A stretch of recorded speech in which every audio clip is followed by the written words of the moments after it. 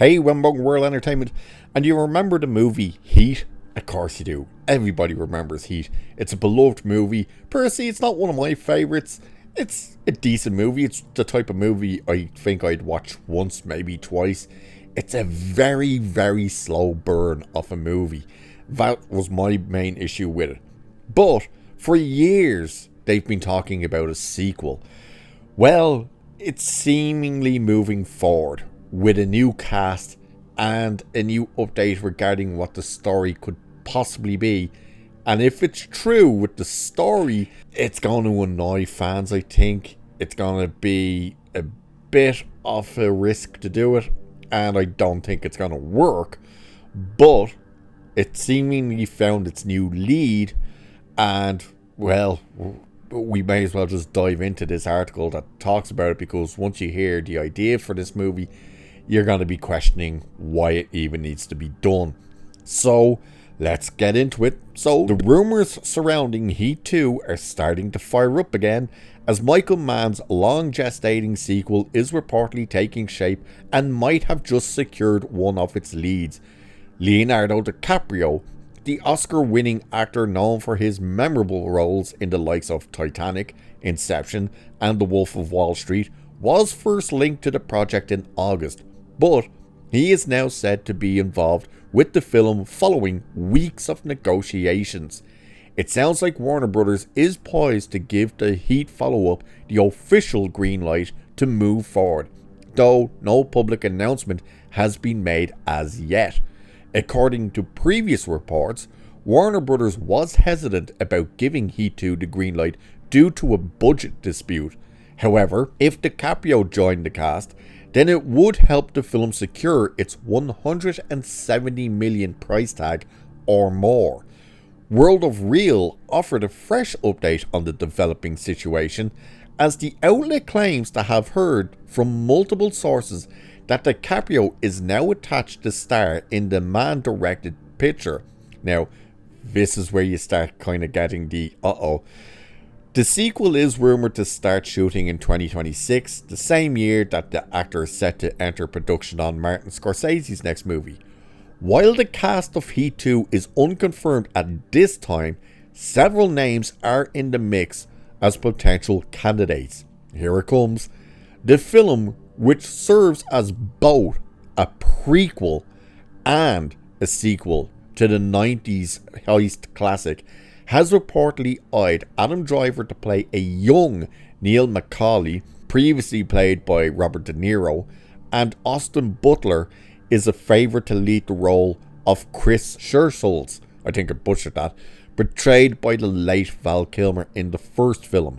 It is unclear which role DiCaprio would be taking in the cast, if confirmed, but it seems very likely that he could be assigned to one of the lead roles, either McCauley or Al Pacino's Vincent Hanna. This right there is the big issue now, that, your plan for the sequel is a prequel because you want to stick with the characters that are killed off in the first movie. It's like, that is a dumb idea. It truly, you're going to annoy so many people with that. Plus, why would you do it when you're going to try and have the characters who only met each other in the first movie interact with each other in a setting before that movie? Like, that doesn't make sense. It's saying Heat 2 has been stuck in development hell for quite some time, with the film facing several obstacles and setbacks on its way to the big screen. One of the biggest hurdles seems to be Mann's proposed budget for the crime drama, with Warner Brothers seemingly trading carefully after the recent box office disappointments of Mickey 17 and the Alto Knights. What the hell is the Alto Knights? But DiCaprio's potential involvement could be enough to finally push the project forward. That's funny because DiCaprio's brand new movie is bombing, I do believe, so he's not exactly a draw.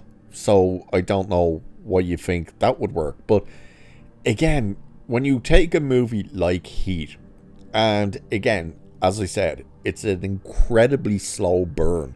to try and do a prequel that's also a sequel, which means you're probably going to be jumping back and forth between now and back to before the events of the first movie.